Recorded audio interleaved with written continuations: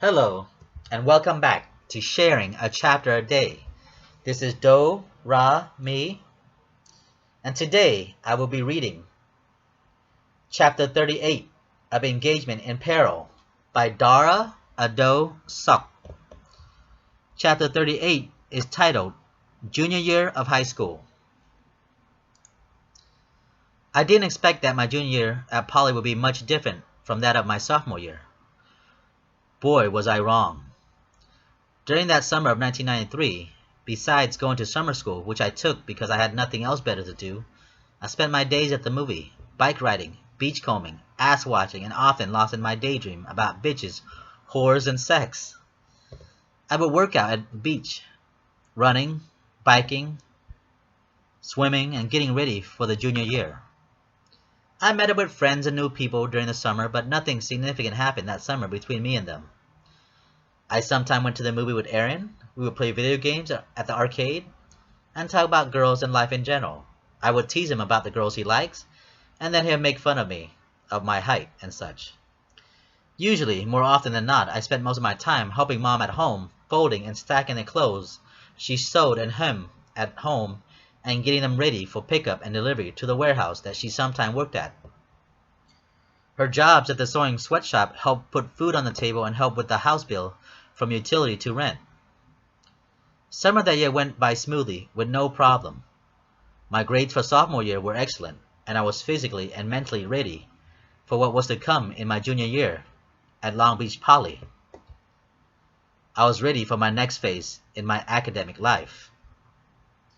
That fall of 1993 started off cool and calm, and I was ready for my studies. But to my surprise, this would be the year that I had a new crush. Back in the game, back in the relationship game, after several years of being alone and weary. I got all the required classes I needed from my counselor, and I was once again placed in another PACE math, once again with Mrs. Zerby. I never expected to fall for another girl, not in the same way that I had fell for Kelly, but I did. And this time I fell hard for Beverly, one of my friend's younger sister, Terrence's younger sister. Even more than I fell for Kelly several years back.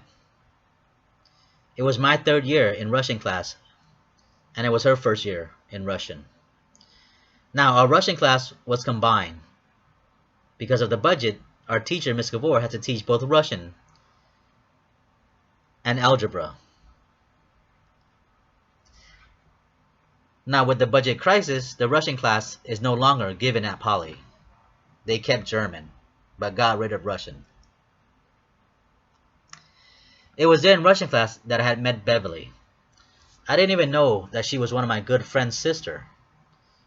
I noticed her one afternoon when she walked into class unexpectedly to watch a Russian movie with the rest of us. I fell for her right then and then. My jaw dropped and my raging hormone exploded. Just like the way how it exploded for Kelly back in 7th grade. And to my surprise, I had quite the Woody that afternoon when I was lost in Beverly's beauty. She had the delicate body of a figurine, face of Venus, with long wavy brunette hair and the sweetest perky cherry lips. She had dark brown eyes and several cute dimples. She was dressed tight and tempting. Her shirt snugly held her soft tan body in place, revealing the curvaceous physique that the Lord had bestowed upon her young form. In thought and anticipation, I yearned for her like a flower thirsting for water. Beverly was really quiet during class, and I secretly watched and stared at her throughout the period. She hardly participated in any classroom activity or skits, and when she spoke, her soft voice echoed within me, sending a chill down my spine and awakening my arousing, my easily amused penis. I was really falling for her then, and boy, was my body telling me to do things to her. I simply closed my eyes and during class and imagined what it would be like to have Beverly in the way that I once had Suzanne. I was biting my lips in the process while the teacher spoke to us during our class that afternoon, and all I thought about then was Beverly. Personally, I felt she was too good for me at the time. She dressed in all the new fashion, brand name shoes and clothes, whereas I was poor, a poor bum who wore what he can get his hand on. Plus my glasses didn't get any help with the looks. I looked like a retarded nerd of sorts, just like Quasimodo to Esmeralda. And she sat by the teacher, where at the others I sat with the freshmen and beginning student, where else I sat on the other side of the room, with the corner with my fellows junior who were quite proficient in reading, writing, and speaking the Russian language. One day I had told a friend that I liked this girl, and he encouraged me to talk to her, but I was so shy, such a wimp I was then. I still pretty much the same, but as I was come to appreciate girl and such, timid and afraid to do so. I didn't want to be hurt like before. Not like how I was crushed by my wanting cakes and eating it too with Suzanne and Kelly then. All that I did with the day was daydream and fantasize about Beverly. I would dream about her during my sleep, and when I was awake and during class, I would sit real still and stare at her all period long, thinking about what I would do to her if I were given the opportunity to be with her. Dara really had a deed then for Beverly. He was such a stupid, awkward little kid then. He should have just told her something about her, how he felt for her, and not go crazy over her like he did. I should have been there for him. I should have absolutely been there. Several months into our school year, our Russian class was invited to a Russian opera that was being shown at the Long Beach Performing Arts Center several evenings down that month. Several of the classroom students were going, including me. I was also hoping Beverly would come too, so she and I could sit next to each other, and perhaps I would have the balls to tell her how I felt about her then. Unfortunately, her father didn't want her to stay out that late, even though our Russian teacher would be there with us as our chaperone. Now, to attend this Russian opera, we had to dress elegantly for this event. I asked my mother to drive me to Chinatown to help me buy a suit for this particular event. I had never owned a suit before in my life. I had found out one that was nice in color and suited me well. I paid for the purchase with my saved up money. I wore a gray suit with a colorful dress shirt with a nice matching tie, which Miss Kavor helped to tie for me because I didn't know how to tie a tie back then. We all met up at school, and then in a chartered bus we left Poly and headed downtown on Atlantic. Heading southbound toward Ocean Boulevard, we arrived to the Performing Arts Center and lined up with the rest of the crowd that were also attending the same play that night. The play we saw that night was Boris Godunov, a play based on the Russian royal family where Rasputin was trying to kill off the entire royal family, and where he conspired to abduct the children and use them to try to gain control of the throne from the Tsar of Russia during that time. The play was quite long that evening, but it was a really good play. The entire play lasted for 4 hours, about 4 or 5 hours, and was entirely performed in Russian, in the Russian language. Luckily, we were able to read a prompt from the electronic translator board above the stage while the scene was going on. We did have a 30-minute intermission between the acts.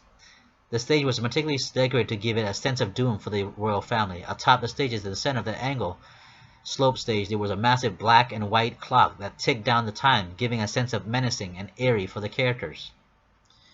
The performances were wonderful, and the cast were magnificent. Some of the performers were very young children. The child that played Alexis was really excellent. He had such a delicate voice that hit you right in your soft spot when he sang his part. I quite enjoyed the performance and was glad that we were invited to go. Although I had wished Beverly could have come with us, I wish she was there with me then. Perhaps I would have had the chance to hold her soft, delicate hand. At least, that's what I was hoping to. I remember the play too, Dara. You even cried during one of the scenes. Such a fairy you are. I can laugh about it now since you became me, of course. I now accept who I once was and became. I was so disappointed and saddened that Beverly wasn't able to come along. I would have lent her my shoulders to cry on during the play. I hope she was the sad and passionate type, so I like to think. I so wish she was there with me and I was able to hold her hands. I imagined, though, throughout the play then, that she was there. Doesn't this remind you that time when you were in the middle school at Flanagan when you wanted to hold Kelly's hand? In the auditorium when you were sitting and working behind her and smelling her hair? You're funny, Dara. Pathetic, but funny. said the now older version of me. As the months rolled on, back at school, eventually everyone knew I had a thing and a crush for Beverly, except for Beverly herself. She knew nothing of it, and I kept that to myself until I was in my first year in the military when I finally professed my crush for her about 2,000 miles away when I wrote letters to the Russian teacher in classroom. Later on in life, I heard that when our Russian teacher read the letter I wrote to the class, Beverly was embarrassed and blushed when I had mentioned that I had liked her and to say hello to her for me. See what you had to put yourself through, Dara? All you had to do was come clean and tell Beverly you liked her. Like this, Beverly, I like you, and that I would have been the end of it. Yet you put yourself through so much unnecessary heartache then over minimal things. Lecturing my young ignorant self then.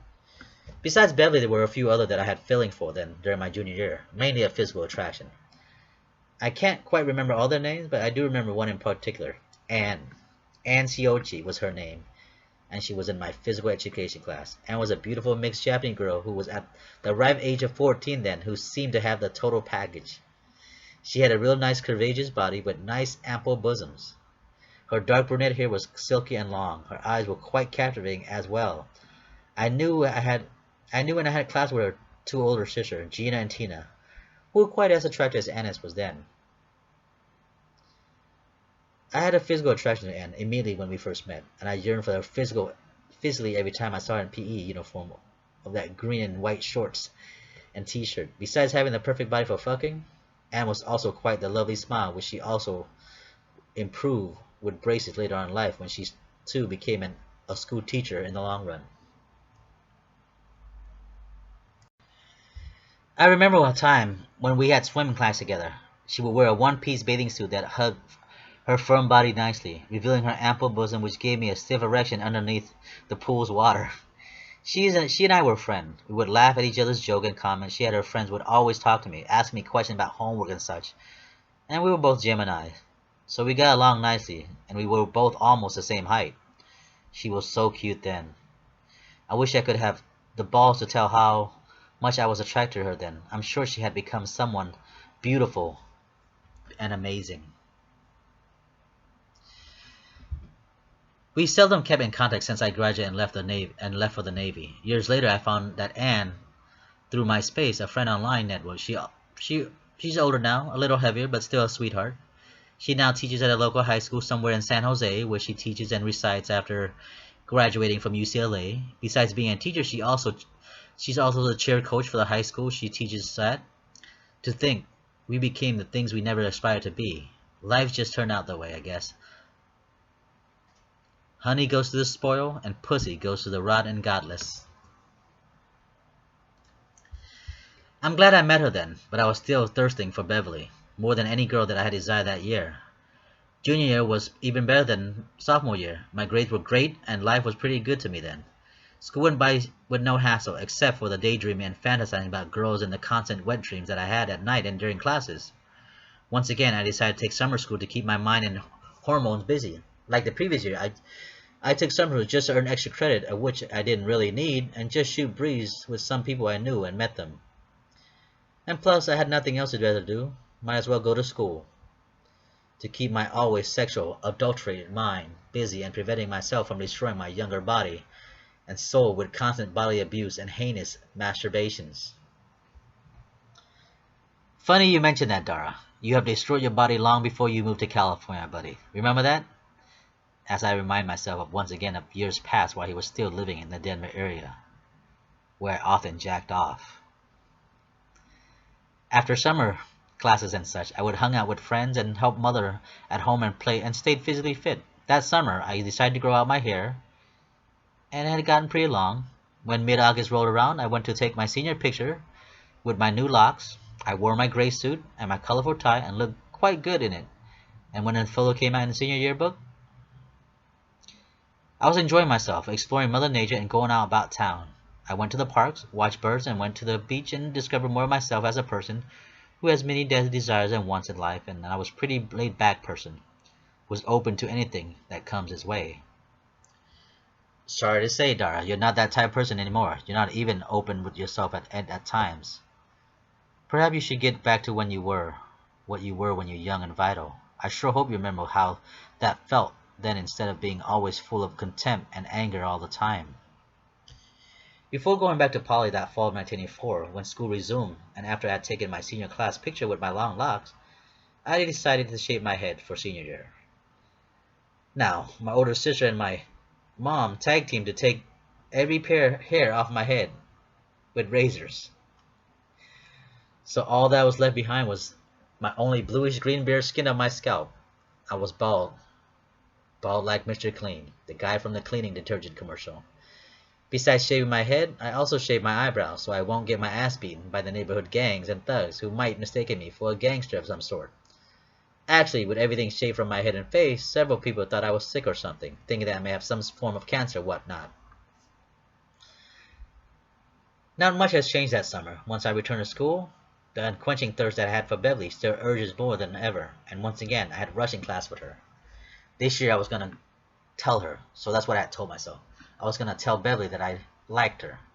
But it never happened. What a bitch you were then, Dara. Jesus fucking Christ. Tell her already, fella. Open your goddamn mouth and just say, Beverly, I like you. I like you very much so. It's just that damn simple, you pussy. I was still a pussy about the matter, so shy and afraid to tell someone what I really want.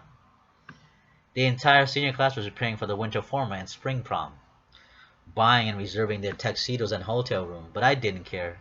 I didn't really want to go, and I had no date, and I wasn't sure if I wanted to go because Suzanne was gonna be there, and I still want nothing to do with my ex-girlfriend.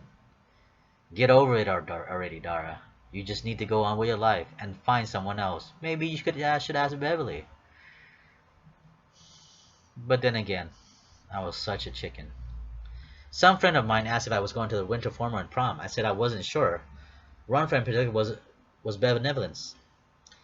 I didn't realize then that benevolence was giving me hints, so I never asked her to go with me. Instead, she went with a group of girlfriends, consisting of several of her girlfriends. Perhaps I should have gone and went to the prom by myself, but I was so goddamn stubborn then. And several weeks before the prom, I had decided to go with Aaron because his date had bailed out on him, and he had an extra ticket.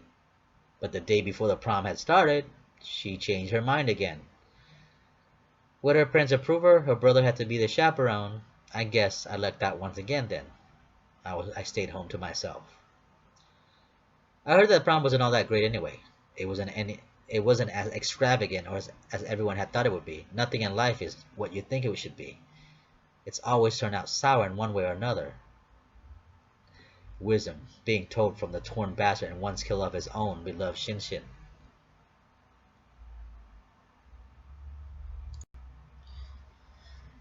Thank you for listening. This is the end of chapter 38. Be on the lookout for chapter 39, titled Senior Year. This is Do, Ra, Mi, and I'll see you later. Thank you.